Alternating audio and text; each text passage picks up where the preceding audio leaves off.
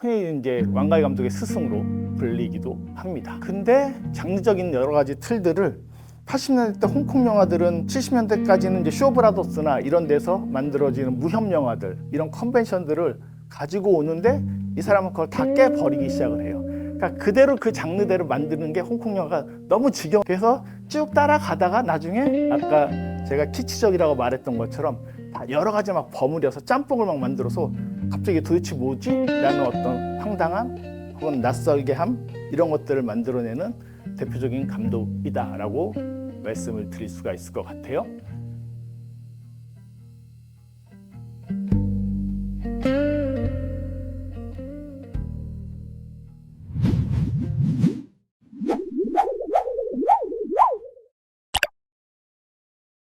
그냥 뭐 생각나는 대로 제목을 달아봤습니다. 뉴웨이브인지 컬트인지는 모르겠고 하여튼 색깔로 밀어붙이는 방식에 대하여 여기에 많은 얘기들이 사실 이제 들어가 있는 것이기도 하고 오늘 설명드릴 부분들이 꽤 있을 것 같은데 이렇게 설명드릴 수 있을 것 같아요. 그 이제 충이라고 하는 인물, 추충이라고 하는 인물이 이제 기숙사에 들어가서 살인을 시작을 할 때 칼을 잡는 장면 때 보시면 옆에 통들이 있었죠. 뭐가 있었죠? 혹시 기억나세요? 칼 잡을 때, 칼 찔러서 막 난도질하기 전에 뭐가 있었는지 혹시 기억나세요? 맞아요. 그게 캠벨 수프통이고 앤디 워홀의 되게 유명한 작품인 거죠. 그러니까 이 작품에는 뭐 마크 로스코 그림, 그 여자 주인공의 방에도 있는 아이비 임청아의 방에도 있고 나중에 뭐 미술관 같은 데서 루이를 만날 때도 마크 로스코 그림이나 뭐 말레비치의 그림들이나 모더니즘의 대표적인 작가들의 작품들이죠. 그런 것과 뭐 앤디 월도 사실 모더니즘 혹은 포스트 모더니즘의 작품인데 거기에다 갑자기 칼을 들고 막 난도질을 시작을 해요. 이거는 약간 키치적인 거예요. 그러니까 무슨 얘기냐면 영화의 스타일이나 어떤 공간을 묘사하는 방식들은 뭐 안토니온이라든가 되게 모던한 영화들, 모더니즘 영화들의 20세기에 그런 영화들을 가지고 오는데 장르적으로는 되게 키치적인 난도질 영화. 대표적으로 여기서 얘기할 수 있는 게 1970년대 때 이탈리아에서 이제 유행했던 게 뭐 마리오 바바라든가 다리오 아르젠토게 있어요. 다리오 아르젠토라는 이름이 좀 낯서실 수 있는데 저에게 친숙한 이름이 서스페리아라는 작품을 루카 구아도니노가 이제 이탈리아에서 리메이크를 했었는데 보신 분들이 있을 거예요. 그 서스페리아를 만든 사람이 다리오 아르젠토예요. 그 지알로 장르라고 이제 이탈리아어로 불리기도 하고 한 십몇 년 전에 부산에서 이제 아르젠토 부르고 지알로 영화들을 이제 상영했던 특별전 했던 적도 있었는데 저는 이탈리아에서 이제 피렌체에서 만났던 기억이 납니다. 그 아르젠토 감독은. 근데 이 지알로가 노란색이란 뜻이에요. 근데 사실 거긴 아르젠토 영화도 뭐 빨간색 이런 것들이 막 선명하게 나오면서 그냥 막 죽여요. 무슨 특별한 이유. 여기서 물론 설명을 하려고 노력은 하지만 그게 그렇게까지 중요한 것은 아니에요. 영화 보시다 보면 그러면 그 조이라고 하는 여자가 자기 오라버니를 좋아했던 것인가? 뭐 근친 상간인가? 그럴 수도 있고 아닐 수도 있어요. 막 던지는 거예요. 그것보다는 그런 어떤 장르적 요소들을 막 던져놓고 난도질을 하기 시작하는 거죠. 근데 아까도 말씀드렸던 것처럼 되게 모더니즘적인 기법과 스타일과 실제로 예술 작품들을 가지고 오는 동시에 지알로 장르나 이런 것들을 한마디로 쉽게 정리를 하자면 키치라고 불릴 수 있어요. 물론 아이브의 노래인 키치라고 기억하실 수 있는데 원래 키치가 싸구려라는 뜻이에요. 그러니까 키치는 뭐냐면 미술관 이발소에 그 걸려 있는 뭐 만종 같은 그림들이 대표적이에요. 지금은 뭐 이발소 문화가 아니니까 그런 것들 잘 모르시겠지만 예전에는 뭐 이발소나 이런 데 가면은 되게 유명한 그림들이 이렇게 걸려 있었거든요.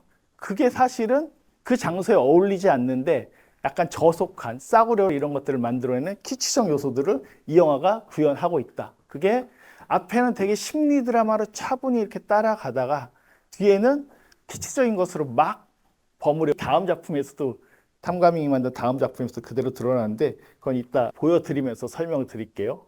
일단 이런 내용들이고요. 탐가밍에 대해서 잠깐 설명을 드리면 실제로 1980년대 방송가에서 활동을 했었고요. 왕가이도 사실은 방송가에서 활동을 했었던 그런 감독으로 알려져 있고 80년대 서극이나 광금붕이나 홍콩 영화의 뉴웨이브 세대들과 같이 이제 나타난 그런 인물로 평가받고 이 작품에서 처음으로 미술 감독을 데리고 오는데 그게 장수평이에요.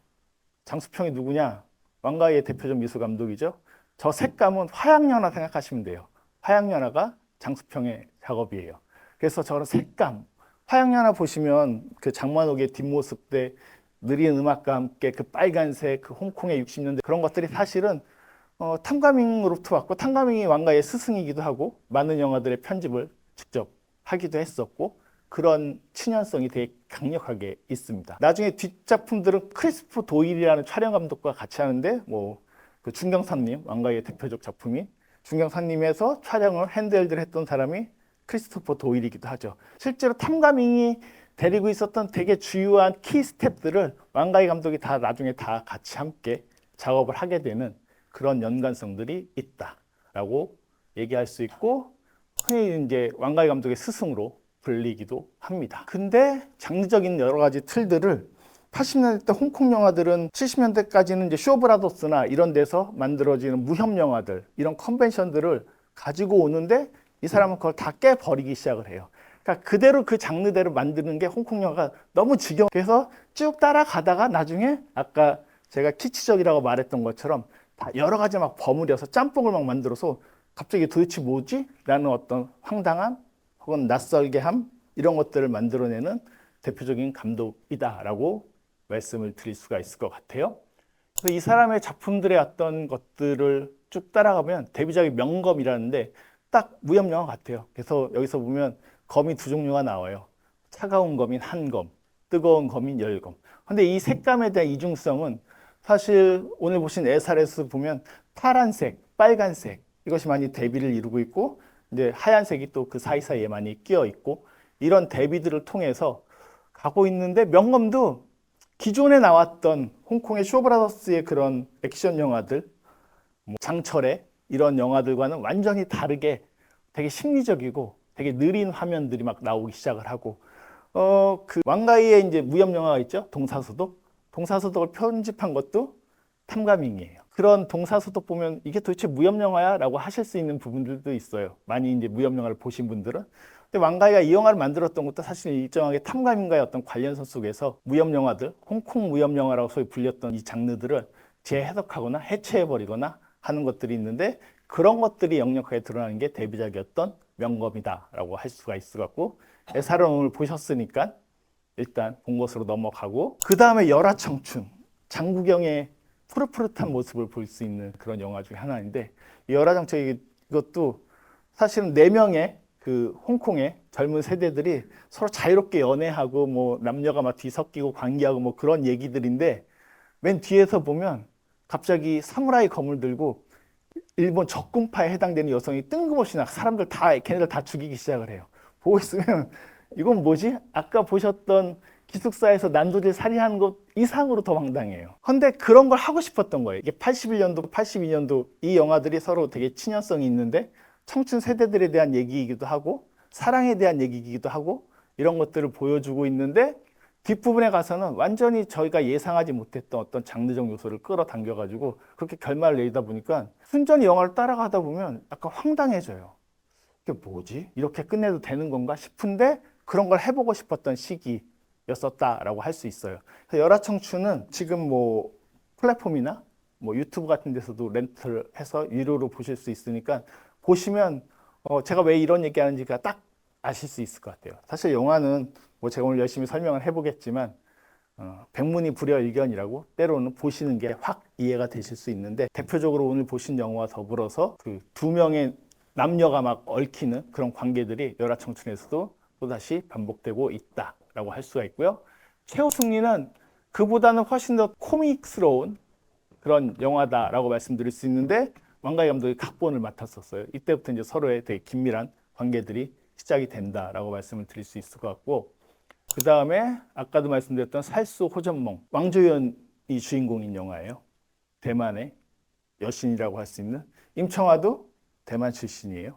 그래서 사실은 홍콩의 감독이지만 대만의 대표적인 여배우들과 작업을 했었다라고 볼 수 있을 것 같고 이건 이제 누아르 장르를 재조립했었던 그런 영화다라고 볼 수 있을 것 같고 그러다가 이제 90년대 가서 영화를 안 만들어요. 왕가의 영화 편집만 감독들의 영화 편집만 주로 하다가 2006년도에 아버지와 아들이라는 영화를 만드는데 이전에 자기가 했었던 장르적인 요소와는 전혀 상관이 없는 대단히 사실주의적인 영화를 뜬금없이 만들어서 내놓는 어떻게 보면 이 사람에게 기대하는 것 혹은 사람들이 원하는 것을 항상 나타날 때마다 배반하거나 배신하는 것이 탐감인 감독의 어떤 주요한 특징이다라고도 말씀을 드릴 수가 있을 것 같습니다. 그래서 뭐 아시아 영화 백선을 부산영화제에서 그 예전에 특별전을 했을 때 들어가 있던 영화 중에 하나가 탐감인 작품은 살수호전무이기도 했었어요.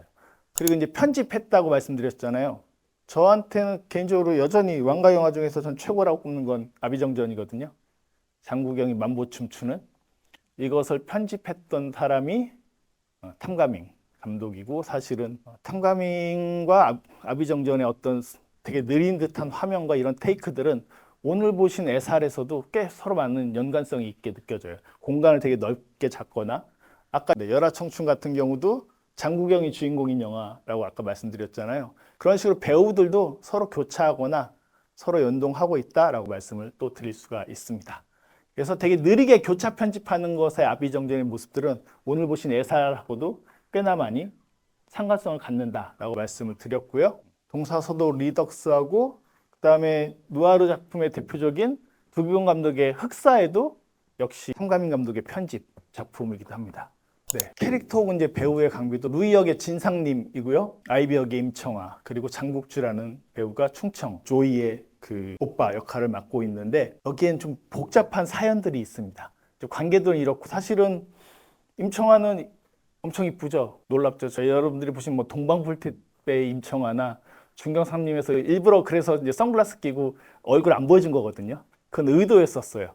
워낙 홍콩을 대표하는 스타 중에 한 명이었었고, 워낙 미모의 그 배우였기 때문에 수많은 저런 로맨스물들에서 너무 많이 소진되다 보니까 사실은 더 이상 새로운 영화는 없다라고 여길 정도로, 그래서 왕가의 영화에 거기다 출연했던 건 선글라스 끼고 얼굴 안 보여줘도 된다고 해서 수락했다라는 말이 있을 정도로, 실제로 그런 인터뷰를 했을 정도로 그만큼 임청아는 여고생 때 18살에 데뷔를 했었거든요. 70년대 초반에.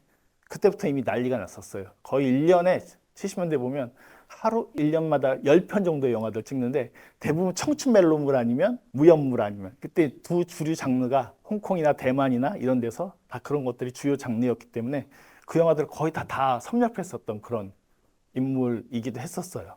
그래서 딱 보시면 엄청나시구나 라는 것들이 보이죠. 되게 동양적인데 동시에 되게 서구적인 그런 느낌들이 있는 대표적 배우였었고, 진상님도 그 영화 보시면 되게 잘생겼죠. 루이 엄청난 스타였었어요. 두 청춘 스타의 대표적인 인물이야. 투진, 투임이라는 말이 있었어요, 그 당시에. 임청아 말고 나중에 성룡과 또 결혼하는 여배우가 또 있어요, 임씨. 임봉교라고 하는 그 분하고 나중에 성룡과 이제 결혼을 해요.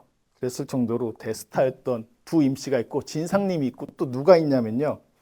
이게 이제 복잡한 역사 속 관계인데, 그 또 다른 한 분이 진한이라는 배우가 있어요. 그래서 투진이 이 진한이에요. 근데 진한은 그 유부남이었었어요. 이 영화 속에서 나오는 것처럼. 근데 임청아와 스캔들이 터져요. 임청아는 그래서 그 당시에 이제 홍콩 사회도 불륜이나 이런 것들에서 되게 엄격했었기 때문에 결국 미국에 가서 건너가게 돼요. 이때 임청아를 따라가서 이루어진 게 누구냐면 루이예요.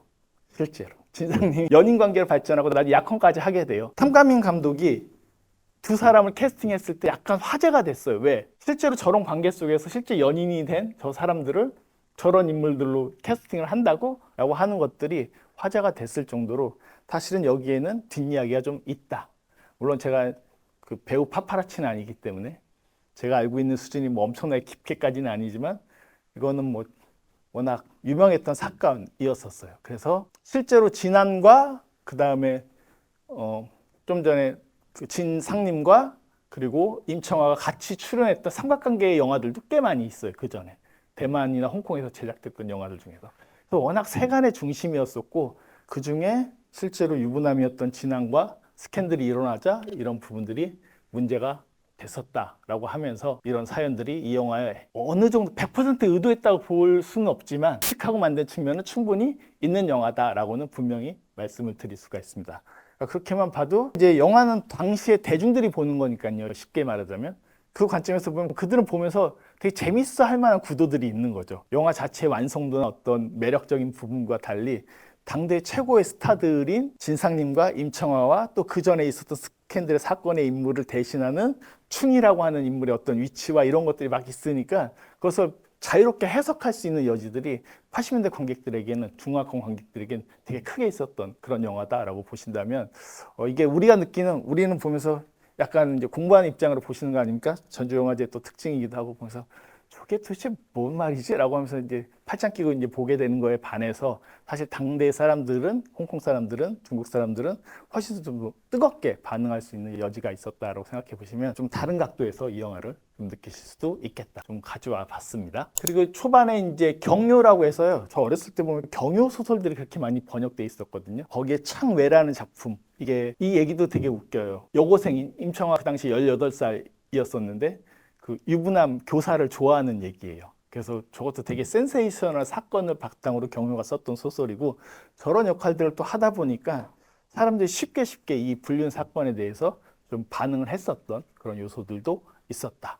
이건 이제 뭐 뒷얘기인데 어쨌든 이 정도까지만 이야기를 하고 영화를 본격적으로 한번 들어가 보도록 하겠습니다. 홍콩 엠플러스라고 이제 미술관이에요. 여기서 복원 사업을 하면서 이 작품들 여러 편집본들이나 여러 판본들을 가지고 복원을 했다라는 사연들이 나오고요. 요즘은 이제 4K로 디지털 리마스터링 해가지고 많이들 영화를 개봉을 하죠. 최근에 이제 비정성시가 4K 문제 때문에 걸려서 이제 개봉을 하기로 했다가 끊어졌던 것처럼, 그런 건 되게 복잡한 문제고 잘 정리를 해야 돼요. 좀 무리하게 진행을 하다가 모든 이제 서울에 있는 예술전용관들에서 다 거부를 하는 그런 사태가 일어나기도 했었습니다. 양조위 뽀샤샤 모습을 보고 싶었는데 저도 4K가 아니라고 해서 어쨌든 그런 게 시작되고, 영화 딱 시작은 이게 이제 맨 마지막 장면이기도 하죠. 그 사막을 임청아가 빨간 옷을 입고 걸어가는 것, 뭐 상징적인 앞과 뒤라고 보시면 되고, 빨간색인 거죠. 이 빨간색의 사막을 걷는 저 모습들은, 빨간색은 나중에 이제 난도질을 하니까 피와 죽음과 이런 것들도 관련되지만 욕망을 건드리는 거기도 하죠. 그럴 때 생명이고 섹스이기도 한 거예요. 그러니까 사실 성과 죽음이라고 하는 것은 프로이트적으로 에로요스와 타나토스라는 뭐 개념 이런 걸 모르셔도 사실 불가분의 관계에 놓여 있어요. 어떤 죽음과 어떤 삶이라는 것. 예를 들면 곤충에서도 제가 자주 예로 듣는 게, 사마귀 같은 경우엔 암컷이 이제 나중에 수정을 할 때 흥분을 해서 앞에 있는 수컷을 잡아먹는다고 하는 것은 너무나 잘 알려진 사례 중에 하나거든요. 그러니까 죽음을 통해서 새로운 생명들이 잉태한다는 것은 생물체들에게 항상 있는 일들이기도 해요. 그런 점에서 보면 여기서 임청아는 너무나 독보적인 미모로 문 남자, 그리고 기숙사에 있는 여학생들도 항상 다 질투하잖아요. 너 아이비 보러 왔구나. 너 아이비를 왜 기다리고 있어? 그건 조이도 마찬가지인 거죠. 조이도 항상 그런 부분들을 물어볼 정도로 사실은 그런 캐릭터를 딱 가지고 왔었다. 어쨌든 빨간색이 이 영화의 시작적 이미지이자 나중에 난도질인 클라이막스와 연결되는 부분이자 결국엔 엔딩까지도 연결되는 그런 부분이다라고 보실 수가 있고요. 우리 임청아 님이 타고 다니는 자동차는 항상 또 빨간색이죠. 그 빨간색도 도드라지게 전반적으로 깔려 있다. 네. 그 다음에 이제 루이와 헤어지는 장면이 있고요. 뭐 헤어졌다기보다는 이제 조이의 그런 어떤 집착하는 태도를 되게 답답해하면서, 그렇게 나 뉴욕을 가야 되는데 하면서 조이가 팔을 이렇게 긋는 장면이 되게 빠르게 컷을 잡아서 제가 캡처해가지고 한번 잡아봤습니다. 저런 식으로 나와요. 그러니까 되게 키치적이라고 하는 게 이제 저런 의미이기도 해요. 되게 싸구려처럼 뭐 엄청나게 세련되거나 리얼한 미술이 아니라, 아까도 말씀드렸던 아르젠토의 지알로 장르에서 어떤 난도지냐 이렇게 피가 막 분출되는 장면들은 되게 더럽고 되게 싸구려 같고, 그냥 뭐 물감이나, 실제로 이제 예전에 감독들하고 물어본 적이 있거든요. 도대체 어떻게 피 그렇게 막 흘러가는 거 만들어내냐 했더니 거기다 물엿하고요, 페인트하고요 섞어가지고 그것들을 이제 찐득찐득하게 해서 그런 것들을 미술적으로 만들어내는데, 장수평의 아까도 말씀드렸던 작업이기도 하고, 저런 부분들도 저런 식으로 그냥 과감하고 단순하고 되게 직관적으로 저런 장면들을 연출해내고 있다라고 볼 수가 있습니다. 그래서 이제 제목이 뜨죠. 뭐 배우들 타이틀 뜨고, 임청아 그만큼 대스타였었고요. 애살이라는 제목, 아까 죽음과 사랑이 사실은 동전의 양면모도 같은 것이다라고 말씀드렸던 것처럼, 애살이라는 제목도 다 그런 거죠. 사랑과 죽음이죠. 에로스와 타나토스. 계속 반복하고 있는 거예요. 영화가 노골적으로 그것을 던져주고 있는 작품이기 때문에 여기에서 애살이 뭐지? 왜 우리가 흔히 말하는 애살스러워하면 되게 좋은 의미로 얘기하잖아요. 그런 것이 아니니까 오해하지 마시고 한자 의미로 저렇게 나오고 있다라고 할 수가 있을 것 같고요. 아이비, 조이를 향한 연민이 있는데 왜 그런지 잘 모르겠어요. 그래서 오빠인 충을 호출하게 되고 그러면서 갑자기 사랑에 빠지게 되는데 루이도 모습을 보면 루이도 분명히 아이비를 좋아하는 것 같죠? 분명히 그런 것들을 느껴지게 만들어 놓고 나중에 보면 이렇게 고민에 빠져가지고 루이에게 기대는 장면 그걸 이제 뒤에서 충이 딱 유리창 밖에서 클로즈업 딱 돼가지고 이렇게 지켜보고 있는 장면 뭐 이런 연출도 있었죠. 사실은 이건 이제 시쳇말로 저 여자가 문제가 아닐까 라고도 할 수 있을 정도로 너무나 마력적인 여성인 거죠. 많은 영화들에서 그 마력적인 여성은 한 공동체를 막 흔들어 버리는 그런 상징으로 쓰이게 되는데 대표적으로 이제 그 영화로도 만들어진 프랑스 문학 작품이 마농의 샘 같은 작품의 치명적인 여성들이거든요. 아니면 그 뭐였죠? 말레나 했나? 말레나 같은 영화들, 모니카 벨루치가 나오는 뭐 그런 영화들에서 너무나 마력적인 여성은 한 공동체의 남성들을 다 흔들어 버리거나 여성들까지도 시기 질투와 원망의 대상이 되어 버리는 그런 여성상으로 등장하게 되는데 여기서 보면 이 아이비라고 하는 가지고 있다. 근데 되게 또 착해요. 대부분 또 그런 여성들은 다 착해요. 그래서 되게 연민을 가지고 조이에게 대해주지만 조이는 그것에 대해서 편하게 여기지 않죠. 뒷담화 까는 장면도 보셨잖아요. 이렇게 화면 앞에서 놓고 있으면 싫어하면서 제가 선물을 가져왔다고 하면서 고개를 절레절레 잔디밭이 있는 골프장 같은 데서 그렇게 외치는 장면들을 보고 있으면 사실은 본인은 되게 호의적이고 되게 선한 행동들을 하지만 주변에서는 이 조이 아이비를 향한 대단히 시기 어린 질투와 원망과 탄식들. 왜냐하면 저 때문에 남자들이 내가 원하는 만큼 마음을 주거나 행동을 하지 않다라는 것들이 오히려 이제 역설적으로 만나게 되는 부분들인 거죠. 그래서 이 영화는 뭐 되게 모던하게 해석을 하면은 현대인이 갖고 있는 뭐 우리도 많이 현대에서 살아가면서 느끼게 되는 소문과 진실 사이에서 짜여져 있는 구조다라고 할 수 있을 것 같아요. 좀 재밌는 건 기숙사 장면에서 보면 기숙사 수많은 여성 캐릭터들이 나오잖아요.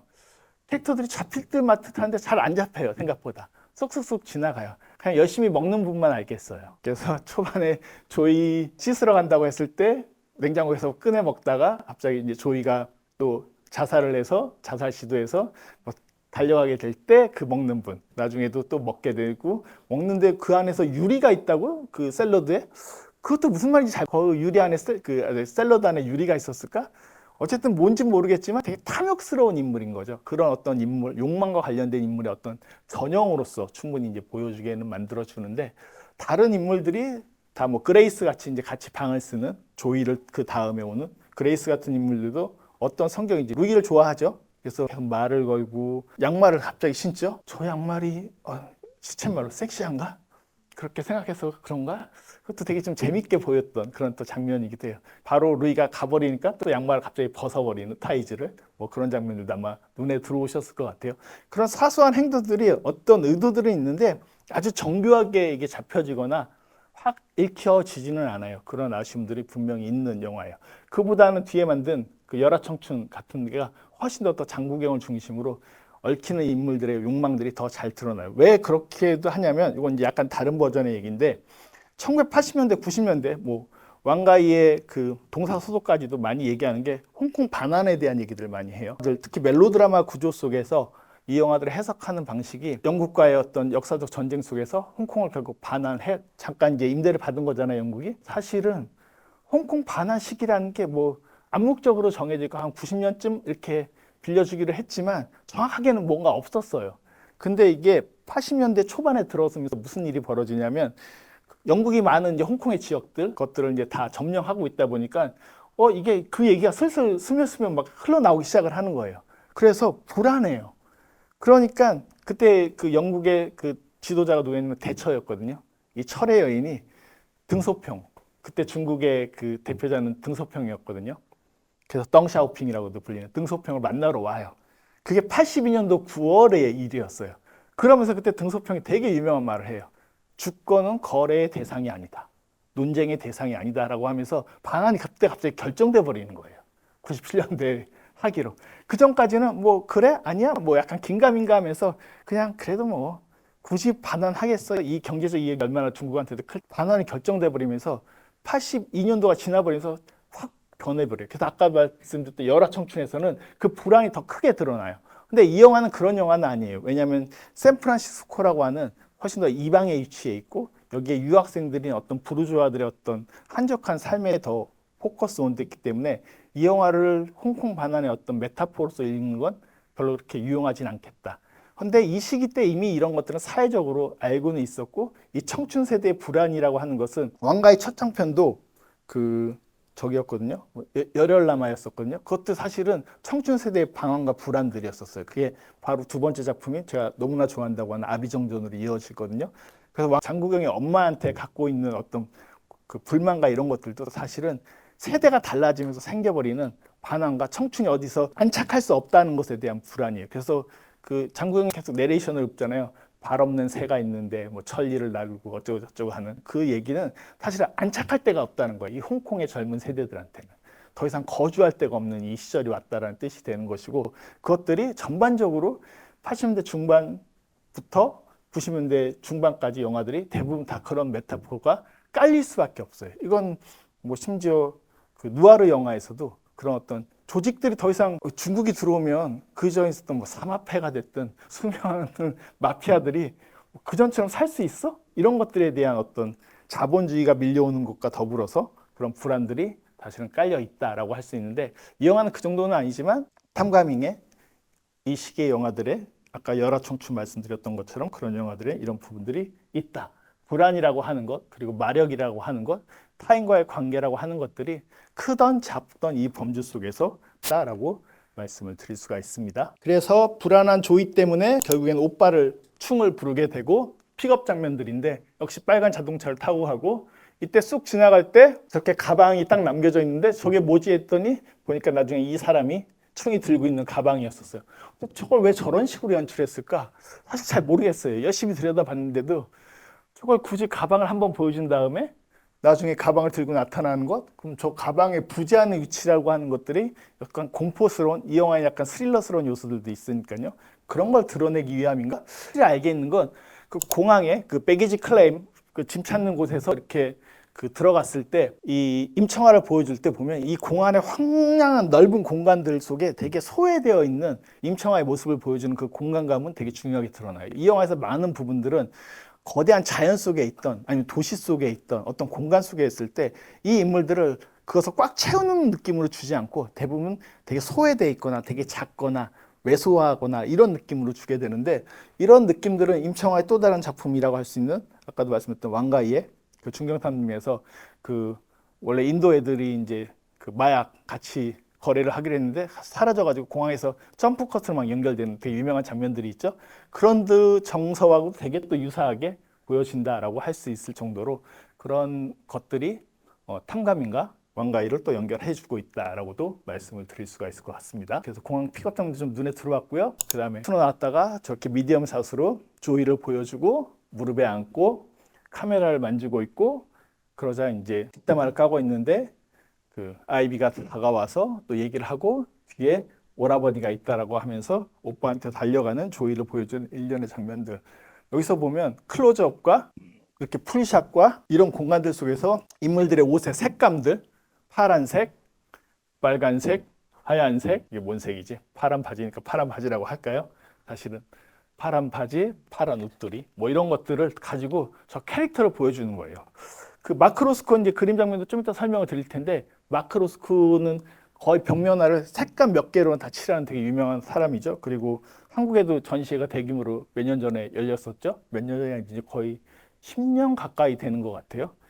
마크 로스코가 내게는 뭐 당신들이 무슨 공감 뭐 이런 거 얘기했는데, 아니다, 난 그냥 색으로 감정을 말하고 싶은 사람이야 라고 얘기했어요.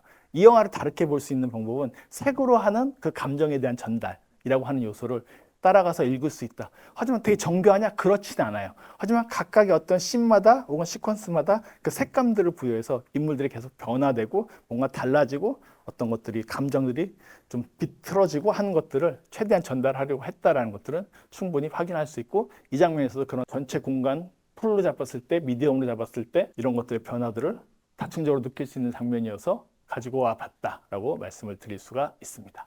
그리고 이제 같이 여행을 하는 거죠. 그리고 자기 그 누이가 있는 집 별장으로 이제 가게 되면서 저렇게 할 때 저 황량한 공간감에 이 두 사람이 딱 놓여 있는 거, 어떻게 보면 저들만의 세계이고 저들만의 자동차라고 볼 수 있고, 그러면서 우리는 마치 다른 세계에 있는 것 같아라고 남자 충이 얘기하고 갑자기 이제 허리를 끌어안는 장면. 사랑의 진도도 연락빨리 진도가 나가죠. 그래서 뭐야 갑자기? 라고 느꼈을 정도로. 그러니까 사실은 그런 서사나 드라마가 중요한 것이 아니라 그런 감정들을 확확확 전달하는 방식이 사실 이 영화의 주요한 전략이다라고 보시면 맞겠다라고 할 수가 있을 것 같고요. 넘기시면 그래서 이제 사랑을 나눌 때 보면 그전에는 약간 주황색 옷을 입다가 이때 되면 저기서부터 갑자기 빨간색 옷으로 또 바뀌어요. 빨간색은 확실히 아이비의 욕망의 색깔이에요. 하얀색은 보호예요. 방어예요. 거리를 두는 거예요. 허락하지 않아요. 하얀색은 약간 중립적 위치에 놓여 있을 때 입어요. 빨간색을 입으면 이 영화에서 아이비가 위험한 거예요. 뭔가 일을 저질렀다라고 생각할 수 있는 그런 부분들이 나온다라고 할 수 있을 것 같고요. 그래서 정사를 나누는 장면들이 있고 정사를 나눌 때 마치 그 로스트 하웨이 같은 영화들처럼 이렇게 도로위에서 정사하는 장면들을 저렇게 오버랩해서 연출해서 보여주고 있습니다. 그리고 조이가 이제 붕괴가 되기 시작을 하고요. 마치 충이 그런 소리를 들었다라고 말하면서 교통사고를 나게 되고 나중에 루이가 그러죠. 걔 운전 잘하는데 왜 그랬을까? 사실은 여기에 논리적 개연성은 별로 없어요. 논리적 개연성이 중요한 것이 아니라 이런 것들이 툭툭툭 그냥 이미 알고 있는 클리셰 같은 얘기들을 전달해 주면서 이것들을 자극하고 반응시키고 어떤 쇼크, 충격요법을 통해서 그래서 보면 오빠가 소리와 함께 그 조이가 저렇게 교통사고를 당해서 시체를 보여주는 장면이 바로 교착 편집이 돼가지고 강렬하게 드러나죠. 이런 강렬함이라는 것이 사실 되게 중요한 요소다라고 말씀을 드릴 수가 있을 것 같습니다. 그래서 이상한 소리가 들려 내 머릿속에서 얘기하는데 내 머릿속에 지우개도 아니고 어쨌든 그런 얘기를 하다가 이렇게 조이의 죽음으로 컷이 연결이 됩니다. 그리고 가족력에 대한 얘기를 이제 루이가 들려주고요.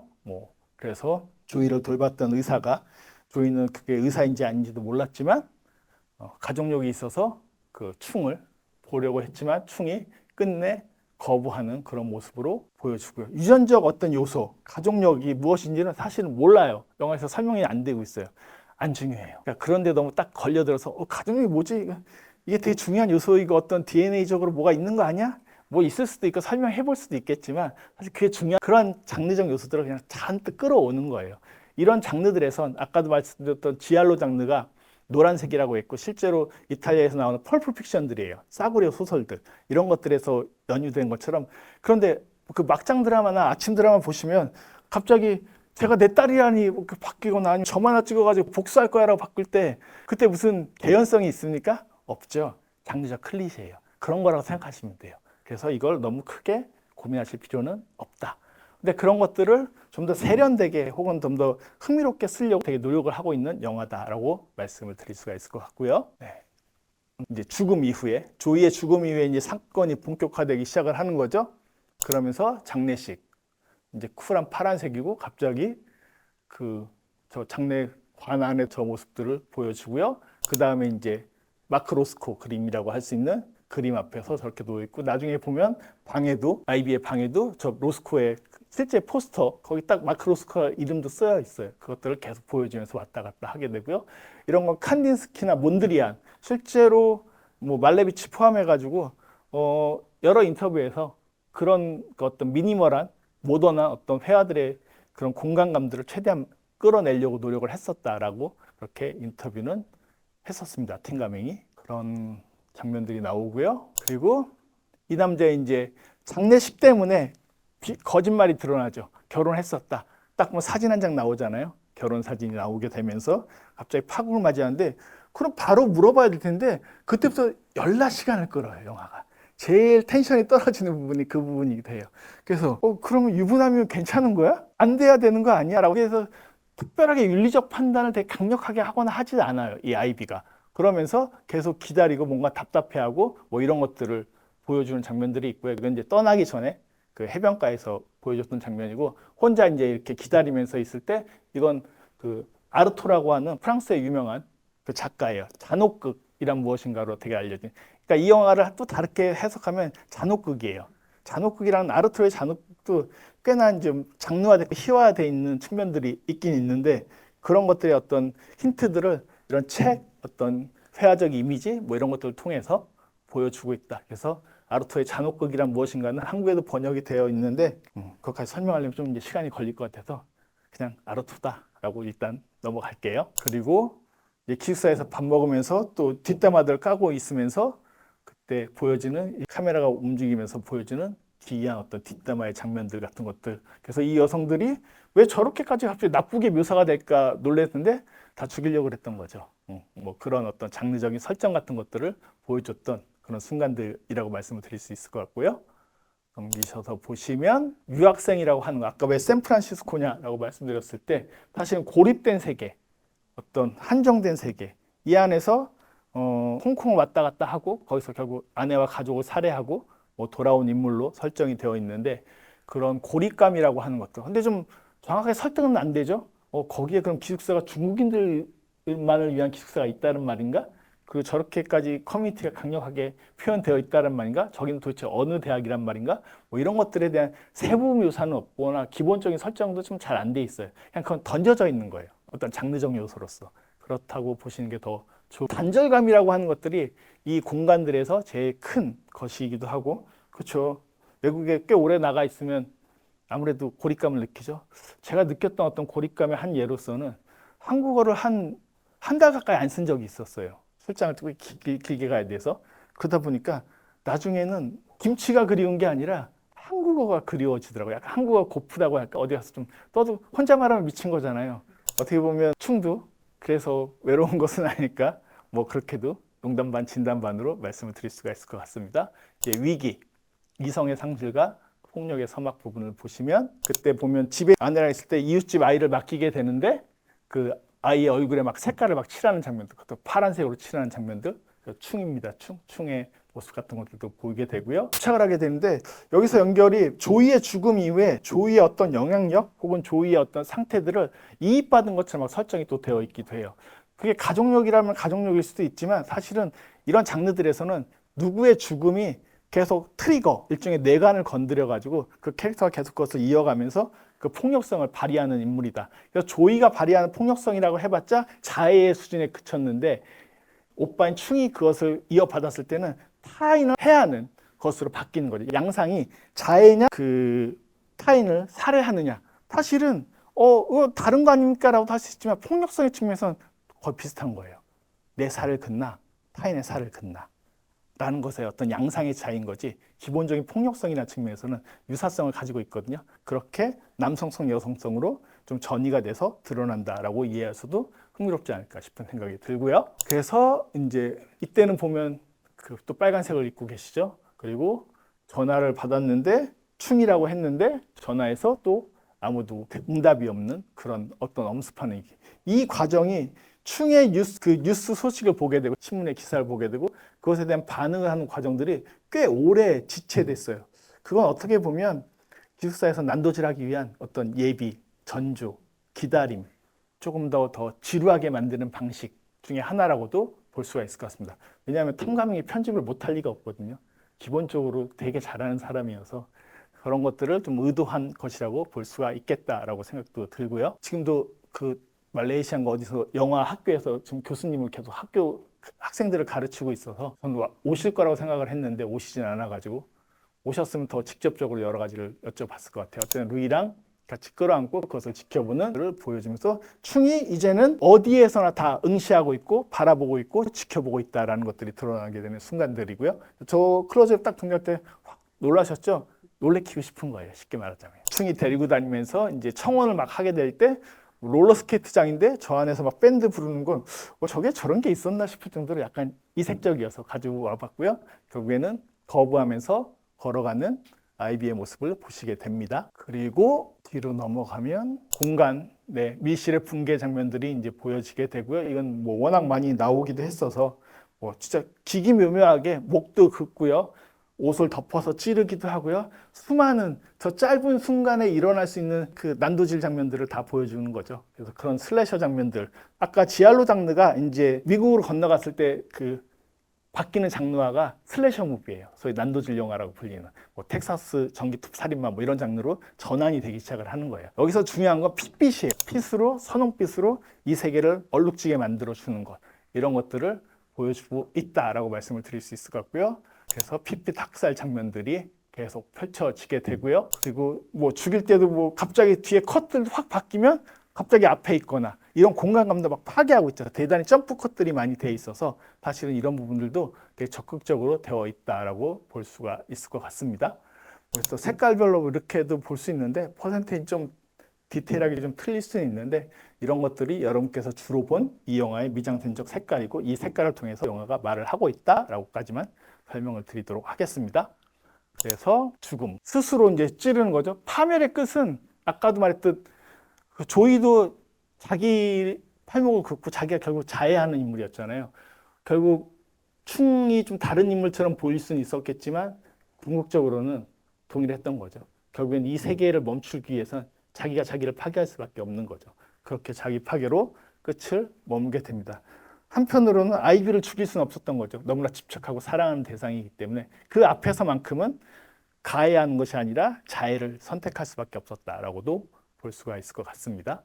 그래서 이 영화는 홍콩 영화 위에 여러 가지 장르들을 막 하이브리드로 섞는 어떤 전위적인 성격들, 기존의 홍콩 장르에 대한 약간 거부와 재해석 같은 것들이 시도가 되어 있다라고 볼 수 있고, 그래서 저게 더 확연하게 느껴지시려면 열화 청춘을 꼭 보시면은 도움이 된다라고 말씀드릴 수 있을 것 같고요. 작년에 개봉을 했었어요. 재개봉했던 걸로 기억이 납니다. 근데 지금은 이제 그 OTT나 아니면 유튜브에서 결제를 하시고 보실 수가 있고요. 여기엔 또 단순한 살인마 이야기를 넘어서 소외라든가 어떤 남성의 폭력성이라든가 뒤틀리는 어떤 욕망에 대한 집착과 광기 같은 거. 특히 그 임청아의 발에 이렇게 충이 발찌 달아주는 순간 보면 영화를 다 보고 나면 그 장면이 되게 무서운 장면인 거죠. 사랑인 동시에 집착인 거죠. 사실 뭐 이렇게 단순하게 이건 설명이 좀 긴데 스토킹이라고 하는 것도 양측면이거든요. 사랑한다는 측면으로 이해할 수 있을 때 되게 좋은 관계일 때 당연히 약간의 집착은 필요하죠. 집착해줘야 되죠. 집착 안 해주면 관심이 없는 거 아니야? 라고 생각할 수 있는 거죠. 근데 사실은 그것이 정도를 넘어서는 순간에 폭력으로 바뀌게 되는 거고, 당연히 저는 스토킹은 처벌 당해야 맞다고 생각을 합니다만, 그것이 인간적 측면에서, 관계 측면에서 보면 단순하게 그게 맞아 틀려라고 말하기 힘들다는 거예요. 훨씬 더 복합적인 레이어들이 있는데 이 영화는 그런 레이어들을 꽤나 직관적이고 직접적으로 많이 보여주고 있다. 그리고 미장센의 혁명, 수많은 색채, 아까도 장수평의 미술이 진짜 중요한데 이 장수평의 미술은 화양연화에서 여러분들이 충분히 만끽해서 우아하게 느끼셨던 것들의 애초에 초기 버전의 시도들, 일종의 로그원을 여기서 시작을 하고 있다. 그런 관점에서 이 영화를 보셔도 좋지 않을까 싶습니다. 여유가 있었으면 뭐 질문도 받고 좀 여러 가지 얘기를 할 텐데 이미 제가 충분히 시간을 다 써버렸기 때문에 강연은 여기서 마치도록 하겠습니다. 들으시느라 고생 많으셨습니다. 수고들 하셨습니다.